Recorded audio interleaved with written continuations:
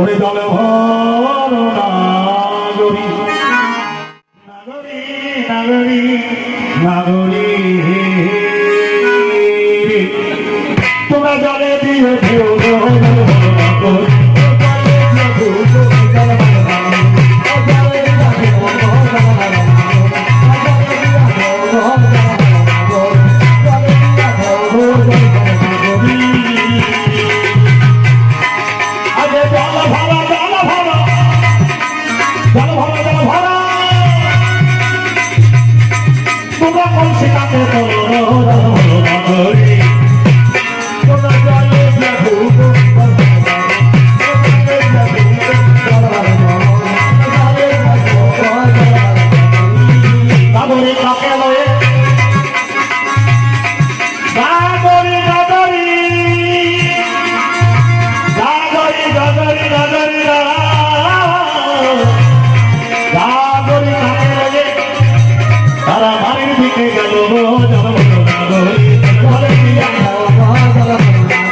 রাস্তার মাঝে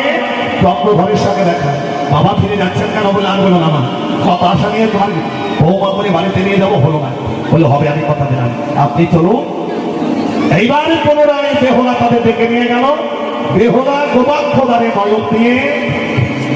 সাজুগুজু করতে লাগলো। চিত্ররেখারে আমার যত্ন সহকারে সাজাবে, স্কেলে রাখ। আমার কতদিন পরে আমি আমার মনের মানুষের সঙ্গে দেখা হবে, দেখা হবে। গোবাক্ষদারে নয়নে দিয়ে দুটি নয়নে জলে বদলে ফেসে যায়। চন্দ্রকান্ত সৌদাগরকে বললেন যাই, ধরে যা খোলে সোনা দেবে। বলে সোনার বস্তা কয়, বলে সব আছে। কাটা পাল্লা টাঙিয়ে দিল। চন্দ্রকান্ত সৌদাগর পুরো রাজন্যবর্গ সবাই দেখতেছে যে আপনাদের মতো আপন আপন স্থানে বসে আছে। চন্দ্রকান্ত সৌদাগর গলার হাতটা খুলে বেহুলাকে লক্ষ্য করে বলছে, মা তুমি যেন আমাকে আর হারিয়ে দিও না, আমি যদি হেরে যাই আর জীবনে মুখ দেখাতে পারবো না। সাধুগুরু বৈষ্ণবকে লক্ষ্য করে বলছে, তোমাদের চরণধ্বনি আমার মাথায় দিও। ভোলানাথকে বলছে, ও বলে আমি যদি এবারে হেরে যাই বেহুলার কাছে, তাহলে আমি আর মুখ দেখাতে পারবো না, তুমি আমার পরীক্ষায় সহায় থেকো। এই সেই ভোলারে মুক্তার হাতটা খুলে এক পাল্লাই তুলে দিল। বেহুলায় আমার গুটি গুটি গুটি পায়ে এসে পাল্লার উপরে দাঁড়ালেন। 33 কোটি দেব দেবী ওর ধনী শঙ্কর ধনী নাই গৌর হরি ওর হরি পুষ্প পরিশন করলেন। বেহুলার হাতের মধ্যে প্রবেশ করলেন। বেহুলা সমানে সমানে ওজন হলো।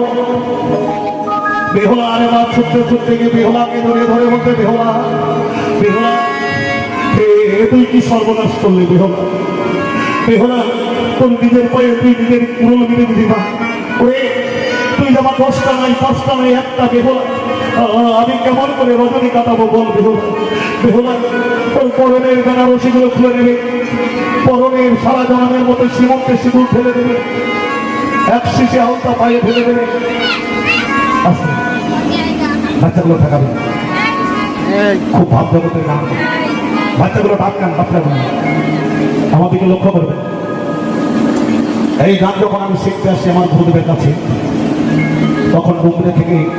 মথুরাপুরে এতটা কাদা, একটা টালির ঘর ছিল, তার চালায় বসে বসে এই সুরগুলো জ্ঞান করা হতো। এটার এই জগতে নাই, দেখি কেমন হয় কিনা। বেহুলা জড়িয়ে ধরে বলছে বেহুলাকে, বেহুলা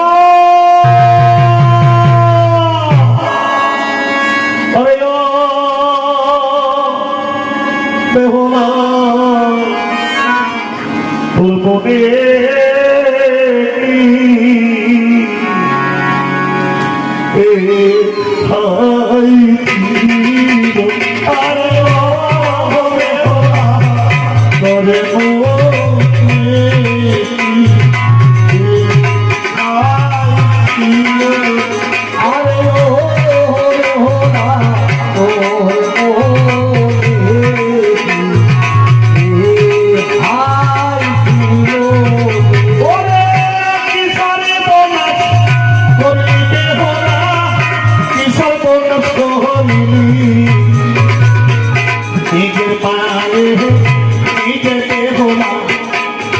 রে পায়ে দিকে বেহুলা কুড়লে বেড়ে দিলে বেহুলা করে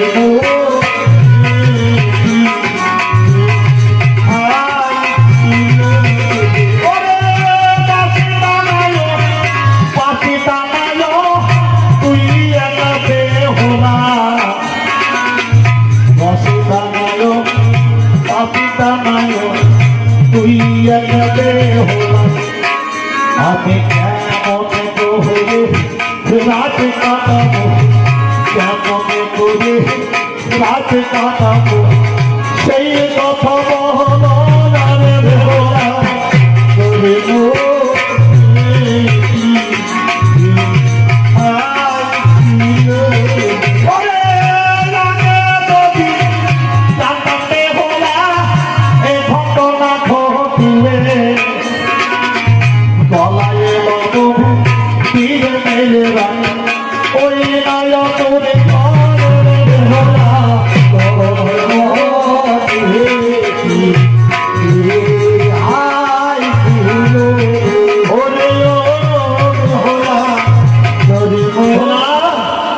তুই কি সর্বনাশ করবে না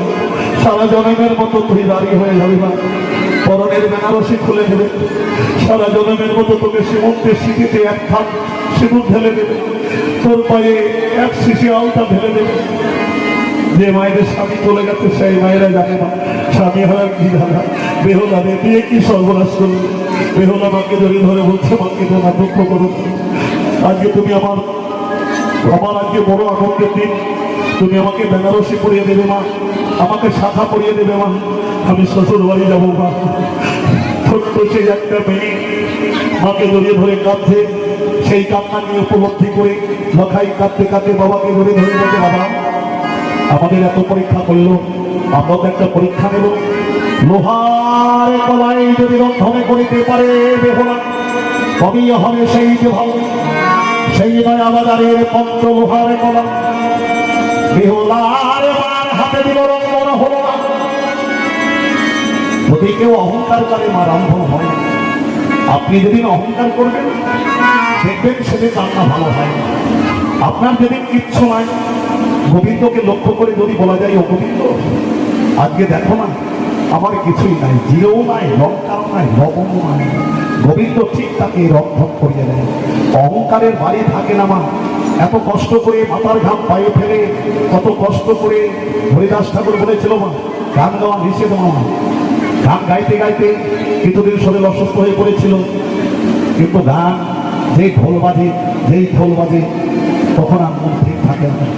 হরিদাস ঠাকুর বলেছিল প্রভু আমি তো কৃষ্ণ নাম ছাড়তে চাই বলো না প্রভু আমাকে তো তাহা কৃষ্ণ আমাকে ছাড়তে চাই না প্রভু তুমি আমার কথা দাও আমি তোমার আগেই মরে যাবো আমি জানি যদি কোনোদিন মরে যাই তোমার নয়নে যেন আমার নয়ন থাকে তোমার চরণে যেন আমার স্মরণ থাকে তোমার হৃদয়ে যেন আমার স্পর্শ থাকে সেদিন আবার মহাপ্রভু বলেছিল হরিদাস আমি কথা দিলাম তুই আগে যদি আমার আগে দেহ রাখিস আমি তোর সব কাজের দায়িত্ব আমি নিলাম হে মা মনসা হে অনাদারি কৃষ্ণ ভগবান যদি কোনোদিন মরতে তো হবেই মা যদি কোনোদিন এহ জগৎ থেকে সারা জগতের মতো বিদায় দিই যেন মমন মা মনসার গুণকীর্তন লীলা গাইতে গাইতে কৃষ্ণ নামে বলতে বলতে এহ জগৎ থেকে বিদায় দিতে পারি বিদায় বেহুলা মা দশটায় কষ্ট ফুরিয়ে গেল রন্ধন হল কোনো মা শ্বশুর বাড়ি যাবার আগে ছটা লোহার কলাই যদি রন্ধন করে যেতে পারে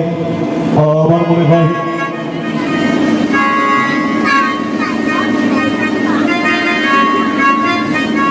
তার বাসর ঘরে স্বামী মরে না কাম ক্রোধ মোহ মদমস্তক এগুলোকে রান্না শিখে যদি কোনো মা বাসর ঘরে যদি চৈতন্য জ্ঞান থাকে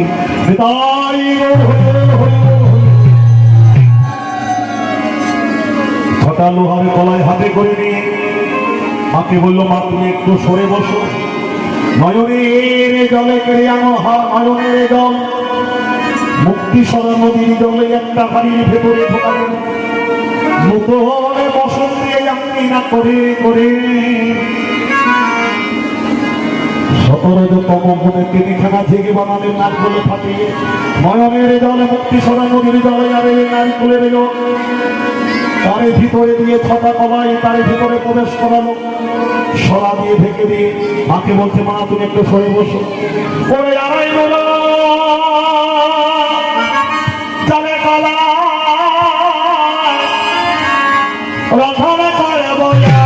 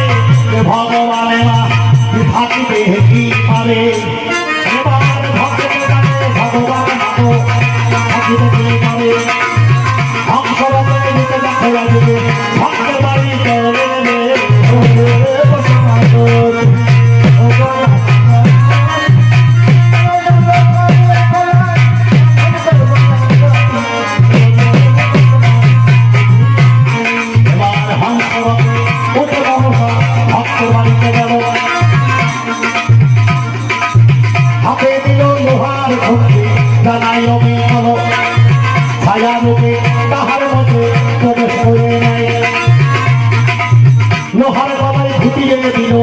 পুরানে তা পাই লোহার গলায় রান্না হলো ধনী সবার পায়ে মাঝে মাঝে মারো এমন ধনী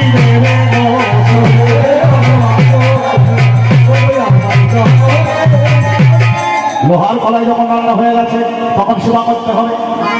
তখন আমি বললাম বিআই মশাই নমস্কার তাহলে সেবার ব্যবস্থা করুন খাওয়া দাওয়া করার পরে বললাম বিয়ের দিনটা ধার্য করা হোক বৈশাখ মাসের 27 তারিখে গোধূলি লগ্ন সূর্য তারা হাতে টাইম নাই দিনটা হলো বৃহস্পতিবার আমি ঘটককে বললাম লক্ষ্মীদারকে নিয়ে বাড়ি চলে যাও তোমার কুলো ডালা নিয়ে একটু আর এক বাটি অন্ন নিয়ে আসরে আসবে যে কোনো মা এক বাটি চাউল নিয়ে কুলো ডালা নিয়ে আস্তে আস্তে হইতে করবেন না এই আসরে চলে আসবে দুটো মালা লাগবে যদি আমার থাকে নিয়ে আসবে যদি না থাকে পরে চিন্তা করা যাবে এইবার ঘটককে পাঠিয়ে দিয়ে আপনাদের গললগ্নকৃত বাসে সকলের নিমন্ত্রণ রইল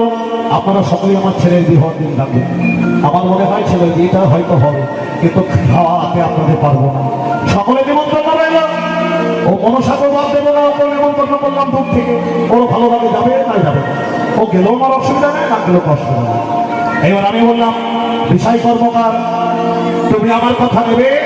সাঁওতালি পর্বতে লোহময় বাসর ঘরে বেঁধে দেবে বাসর ঘর দুই জায়গায় হয় একটা এই জায়গায় আর একটা এই জায়গায় কোটির অদদেশে যাচ্ছে কনকল যেখানে লোহময় বাসর ঘর করিল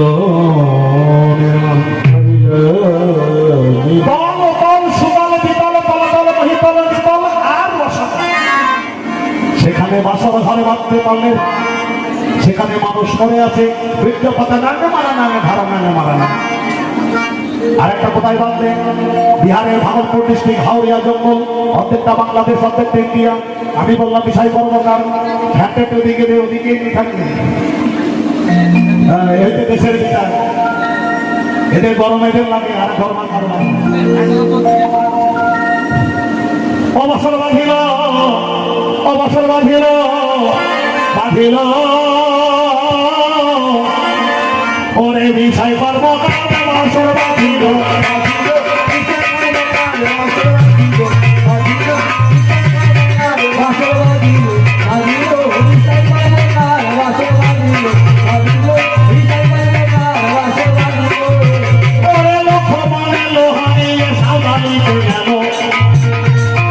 এবার ধীরে ধীরে সাঁওতালিতে দর্শন দিল আমি বললাম কর্মকারে আমার কথা দেবে যত্ন করে বাসর ঘাটা বাসর বাঁধিল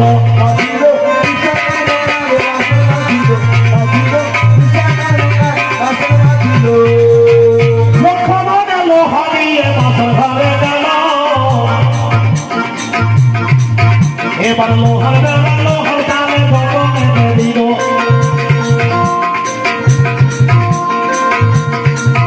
এবার কাঠের বেলা কাঠের খাওনে আপনাদের দাঁড়ায়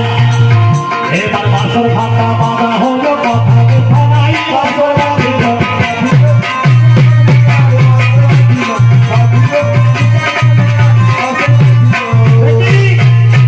কাল লাগিয়ে ফ্যান করে কারিগরি করতে পারে ওপরে চক্র চতুর্দিকে ময়ূর চতুর্দিকে বেদি বাসন ঘরের গায়ে মোম লেপা হলো চতুর্দিকে আগুনে জলে আপনাদের জানায়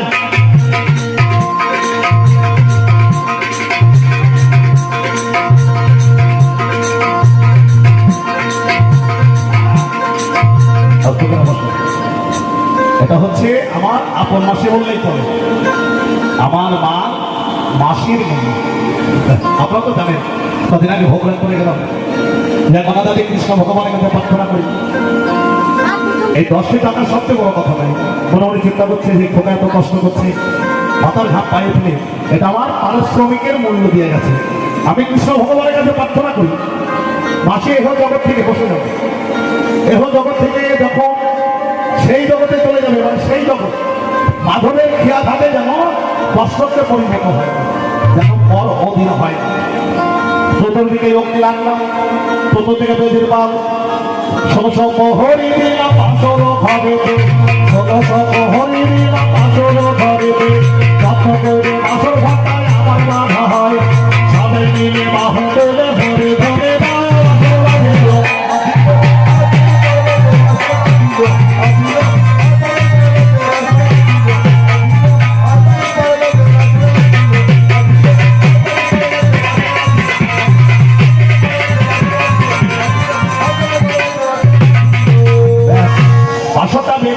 চন্দ্রকান্ত সদরে চলে আসছে আর মা সনকা দুয়ারে দাঁড়িয়ে চিন্তা করছে না ওমা যে ঘটক এসে বলেছে রানীমা আপনার ছেলে দিয়ে দিন ঠিক হয়ে গেছে মা আমার আচার খেয়ে পড়ে গিয়ে হ করে কাঁদছে তাহলে লখাইও আমার মরে গেল লখাই এসে মাকে জড়িয়ে ধরে বলছে মা তুমি কাঁদছো কেন বলছে লখাই তোর চোখে জলে কেন বলছে যাবো মা আর বোধহয় তোমাকে আমার মা বলে ডাকা হলো চন্দ্রকান্ত পিছন থেকে গিয়ে বললো সনকা কেঁদো না দুঃখ করো না কান্নার যখন সময় হবে আমি ঠিক তোমাকে বলে দেবো তুমি আমার লখাইকে সুন্দর করে সাজিয়ে দাও ধরা ধরা পড়িয়েছে মা সোনার টোপর পরিয়ে দিয়েছে মাথায় অলকা তিলকা কেটেছে কত সুন্দর দেখাচ্ছে 12 বছর বয়স মা তো সাজাতে পারলো না মা ছোট ছোট ছেলেকে আগে সাজিয়েছিল দাসীকে ডেকে বলো দাসী আমার ছেলেকে সাজিয়ে দিই সুন্দর করে সাজাবি যেন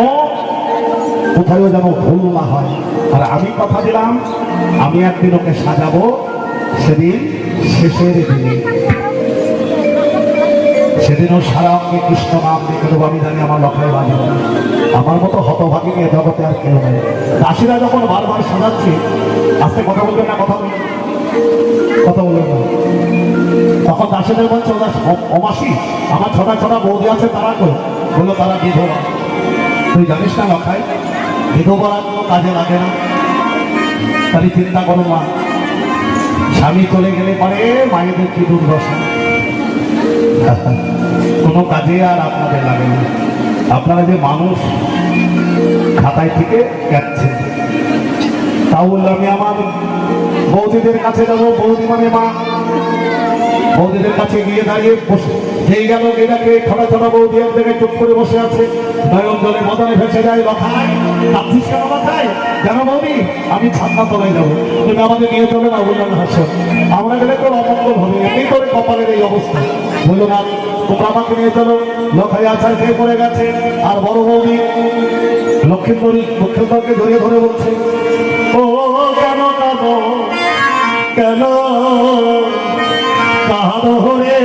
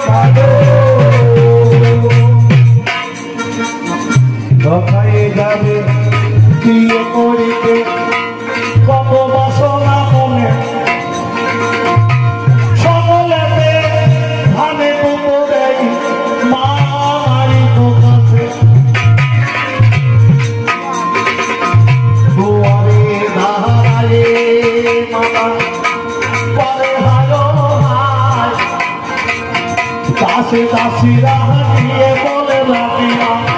সাথে তলাই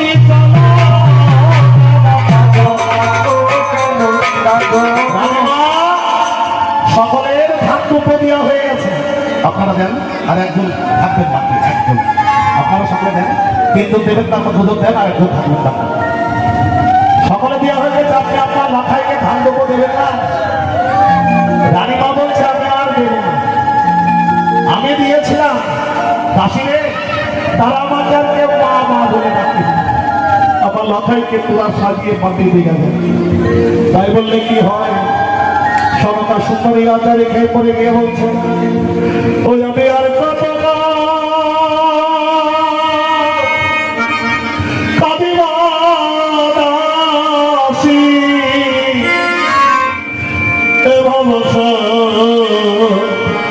সংসারে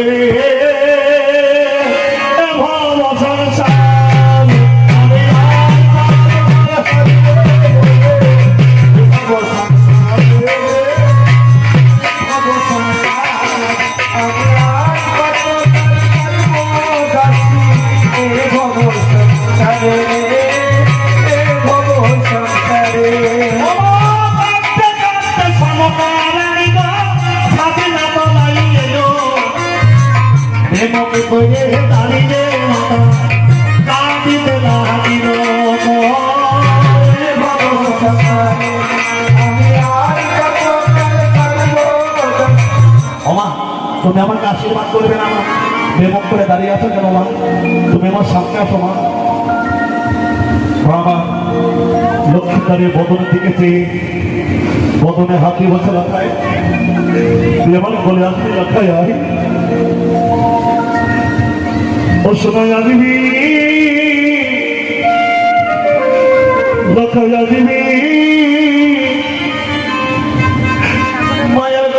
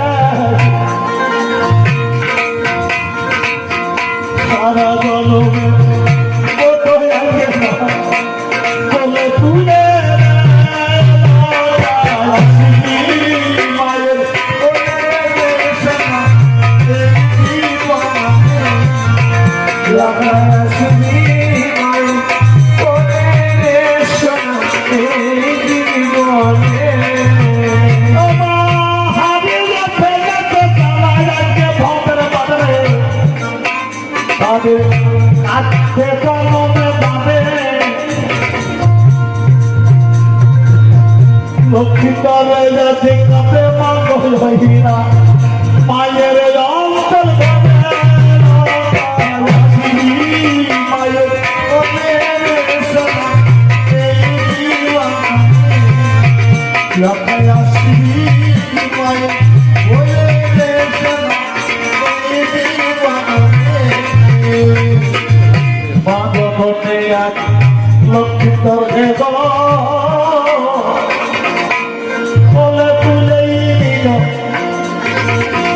পালিয়ে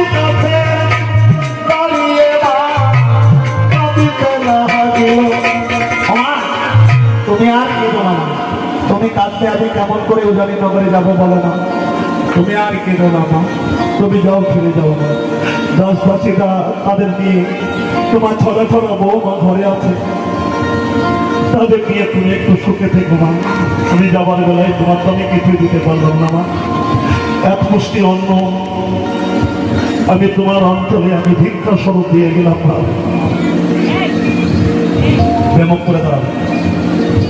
তোমাকে আমি অঞ্চলে ভিক্ষাটা দিয়ে গেলাম মা।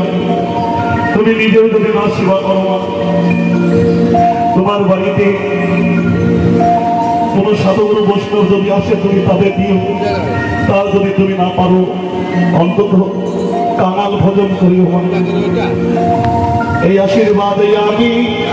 দিয়ে গেলাম মা।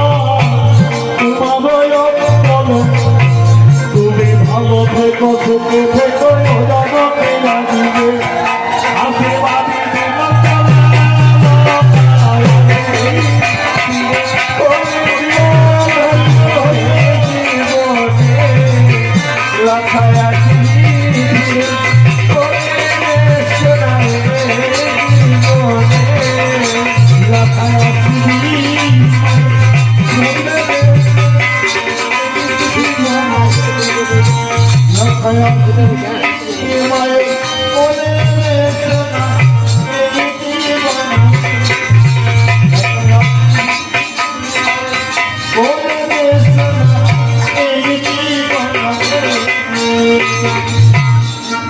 অল্পিতের লোকায় উঠে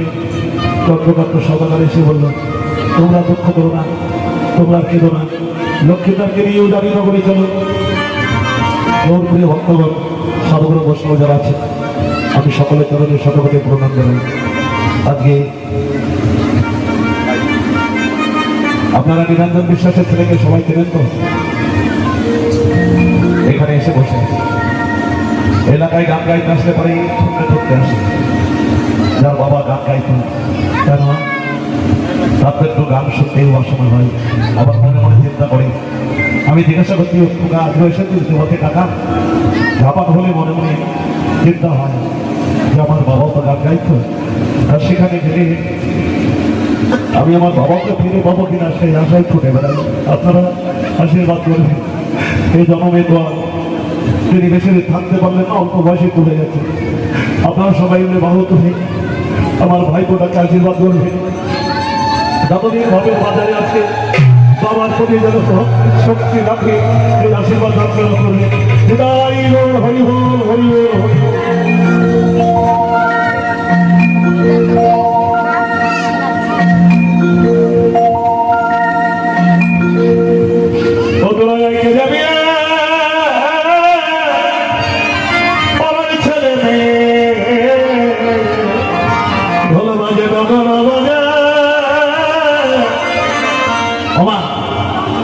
লক্ষ্মীধর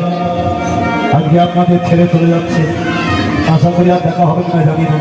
চন্দ্রকান্ত সৌদাগর